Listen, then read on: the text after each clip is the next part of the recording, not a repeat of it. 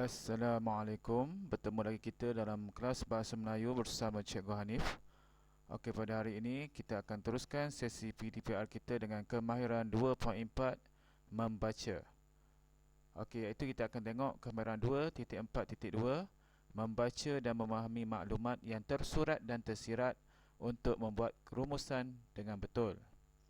Okey, di akhir pembelajaran murid dapat membaca dan memahami maklumat yang tersurat dan tersirat. Seterusnya, murid dapat menjawab soalan yang diberikan dengan tepat. Okey, hari ini kita akan tengok cara menjawab soalan item struktur, iaitu soalan yang terdapat dalam bahagian B kertas 1. Okey, ini merupakan respon terhad. Stimulus diberi dan diikuti dengan soalan. Perlu menjawab beberapa siri soalan. Setiap soalan ada pecahan. Okey, stimulus ini bermaksud petikan ataupun rajah, ataupun graf yang kamu akan rujuk untuk kamu menjawab sesuatu soalan.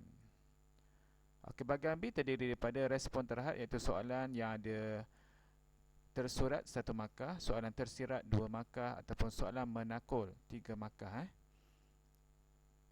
Okey, soalan berpandukan bahan rangsangan, teliti bahan dan baca petikan. Soalan ada kaitan dengan bahan rangsangan yang diberikan.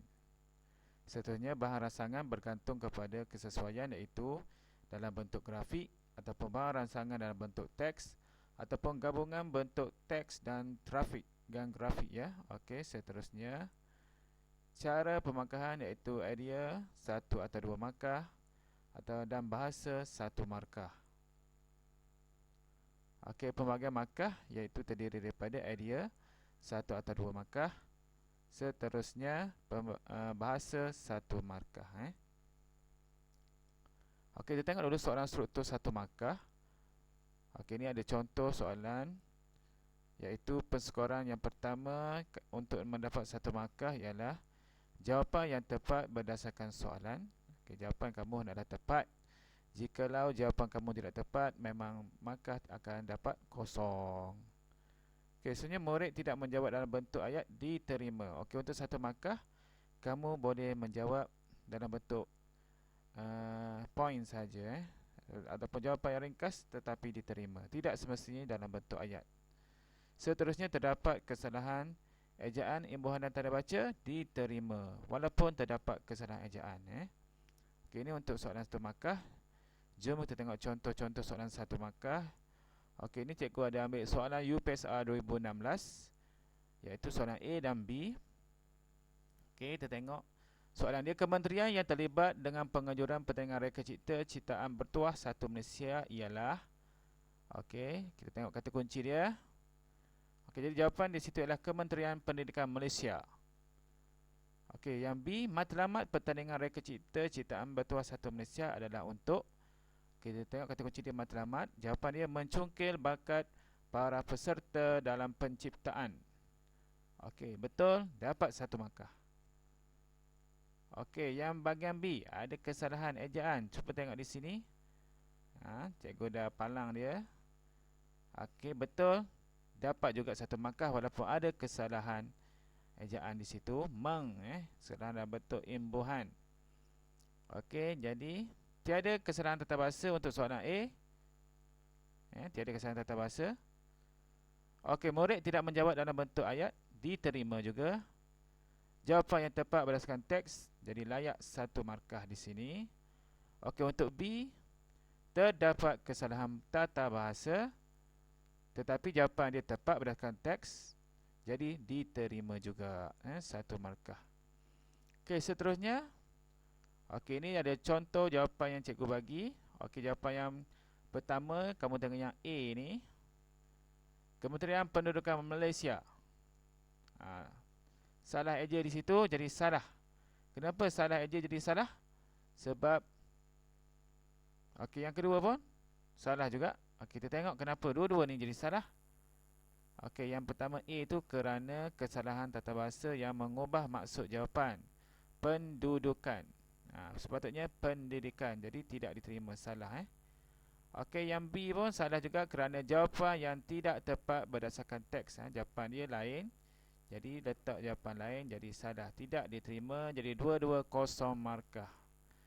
Okey, seterusnya terkunci. Okey, garam. Jawapan dia garam. Satu saja diterima satu markah kerana tiada kesalahan tata bahasa. Murid tidak menjawab dalam bentuk ayat diterima juga. Jawapan yang tepat berdasarkan teks diterima. Walaupun hanya sepatah perkataan diterima dan mendapat satu markah. Okey, selanjutnya kita tengok soalan struktur 2 markah.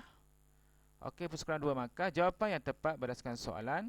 Penggunaan ayat yang gramatis. Ini penting untuk mendapat 2 markah. Dan selanjutnya penggunaan ejaan, imbuhan dan tata bahasa yang betul. Kita tengok soalannya. Okey, ini soalan. Apakah cita-cita Jarjit dalam permainan bola sepak? Okey, kata kunci di situ. Okey, jadi jawapan dah keluar. Jadi kita tengok macam mana. Okey, diterima jawapan ini layak mendapat 2 markah. Kenapa layak mendapat 2 markah? Tiada kesalahan tata bahasa. Ayat yang gramatis iaitu salin balik soalan dia. Dan jawapan yang tepat berdasarkan teks. Okey, seterusnya kita tengok contoh yang satu lagi. Okey, betul juga jawapannya ini. Tapi di situ ada kesalahan. Tengok cikgu pula kan kesalahan ejaan, tanda baca, struktur ayat huruf besar huruf kecil tu. Struktur ayat salah. Titik tak ada. Jadi hanya layak satu markah. Kenapa? Terdapat banyak kesalahan tata bahasa. Ayat yang gramatis, salin balik soalan. Jawapan yang tepat berdasarkan teks. Jadi kat sini markah dia kena potong kerana terdapat banyak kesalahan tata bahasa. Okey, selanjutnya kita tengok contoh jawapan yang ketiga. Okey, betul. Tetapi ada garisan di depan. Kenapa?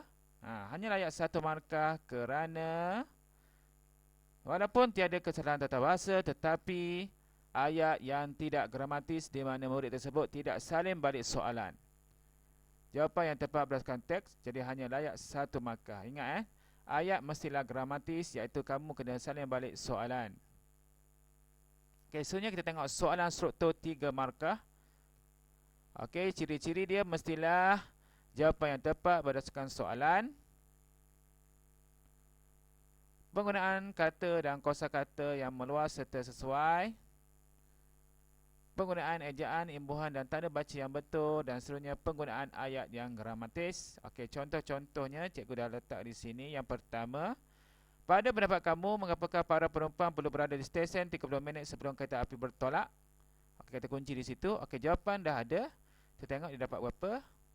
Okey, layak 3 markah. Kenapa layak 3 markah? Kerana tiada kesalahan tata bahasa. Ayat yang gramatis iaitu salin balik soalan dia di hadapan tu. Seterusnya jawapan yang tepat berdasarkan teks. Okey, penggunaan kosakata yang luas. Contoh ayat dia cantik je. Pada pendapat saya, para penumpang perlu berada di stesen 30 minit lebih awal sebelum kereta api bertolak supaya mereka tidak tertinggal kereta api tersebut. Okey, tengok contoh yang kedua. Okey, jawapan dah ada. Betul, tetapi tengok markah dia. Kenapa ada garisan di situ? Hanya layak 2 markah. Kenapa layak 2 markah? Kita tengok di sini.